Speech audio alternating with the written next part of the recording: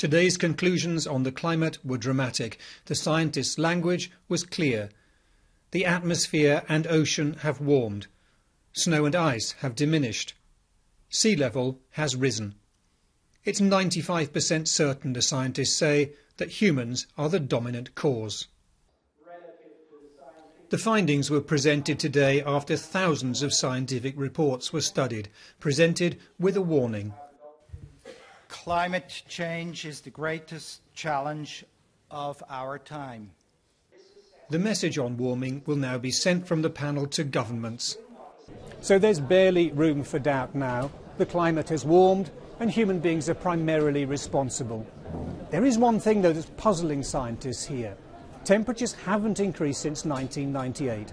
Does that mean climate change has paused? Here's the surface temperature graph measured yearly, showing a steady rise in warming since the 1950s, but since 1998 an apparent pause. If you measure the temperature by 10-year periods, though, it's a different picture. Each of the last 3 decades is warmer than the one before. In other words, temperature is still rising in the long term.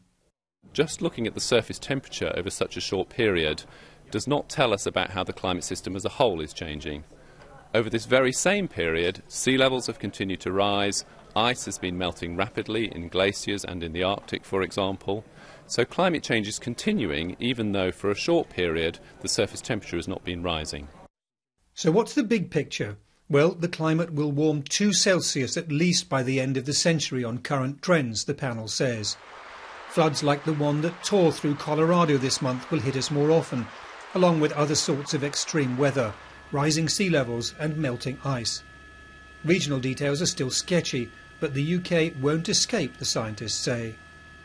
Well, the global patterns will bring changes locally, changes in rainfall, changes in temperature, changes in the weather that everybody will experience. And that has implications for the way that we use and consume energy in the UK and elsewhere if we are to limit climate change. Supercomputers like these in the Met Office project that the Gulf Stream might weaken too, making the UK cooler. People sceptical about climate change don't trust the computer models.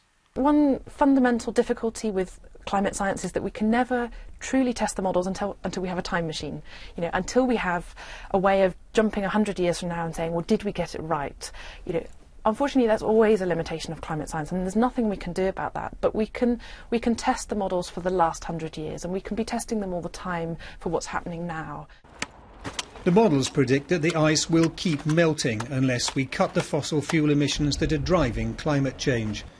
These protesters don't trust that governments will do that. Roger Harrabin, BBC News, Stockholm.